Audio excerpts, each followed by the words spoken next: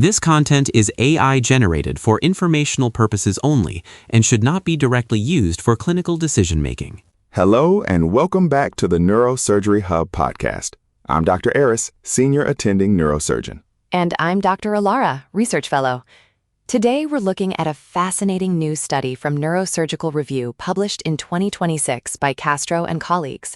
It's a systematic review and meta-analysis focusing on the timing of cranioplasty after decompressive craniectomy and how it impacts neurological recovery. This is a topic we grapple with in the ICU and a clinic constantly. We know why we do the decompressive craniectomy, to manage that life-threatening intracranial hypertension and TBI or stroke. But once the patient is stable, the question is always, when do we put the bone back? For a long time, the traditional teaching was to wait for the brain to settle, often waiting months.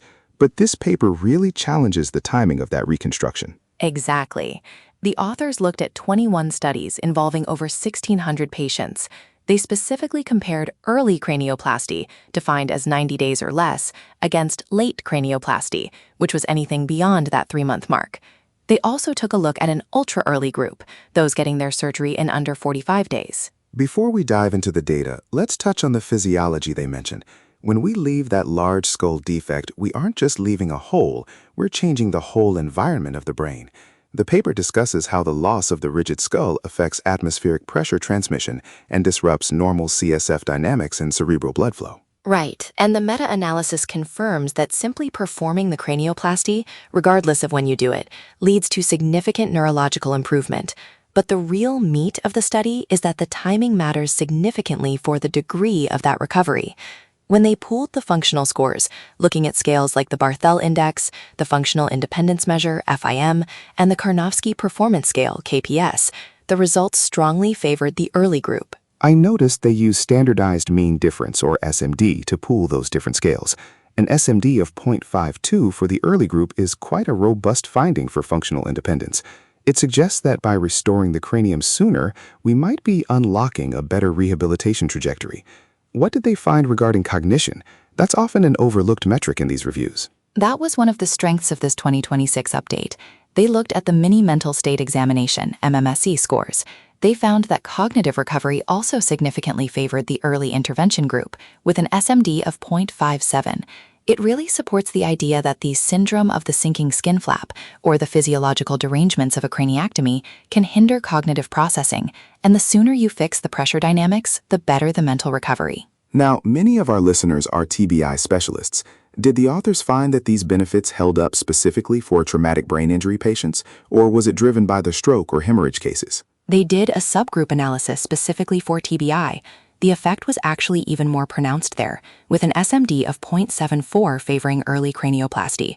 So for our trauma patients, there's a very strong signal that waiting too long might be detrimental to their long-term functional status. Let's talk about that ultra-early window, under 45 days. In my practice, we often worry about infection or persistent brain swelling if we go back in too soon. What did the meta-analysis show for that group? It's interesting. They saw a favorable trend for the ultra-early group, but it didn't reach statistical significance. This might be because the sample size for that specific window is still relatively small, or perhaps there is a sweet spot between the acute inflammatory phase and the 3-month mark. It's also worth noting the heterogeneity. The paper mentions that I-squared values were quite high in several analyses, around 87% for some functional outcomes.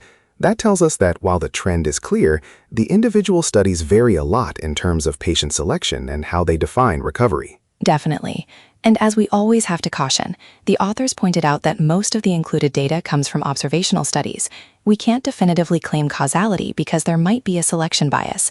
The patients who get early cranioplasty might be the ones who are already recovering faster or had fewer complications to begin with. That's the classic chicken or the egg problem in neurosurgery.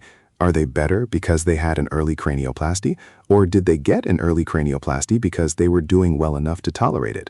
The authors are quite clear that we need more multi-center randomized controlled trials to really settle the debate. Still, this is one of the most comprehensive looks at cognitive and functional data we've seen. It moves the needle towards considering reconstruction closer to the 6 to 8 week mark rather than the 6-month mark if the patient is stable. It certainly provides a strong argument for neurosurgeons to coordinate closely with rehabilitation teams. If we can get that bone flap back in at 60 days instead of 120, we might be giving that patient a much better chance at returning to independent living. Exactly. It's about optimizing the environment for the brain to heal during that critical early plastic window of recovery. This has been a great breakdown of the Castro et al. Paper.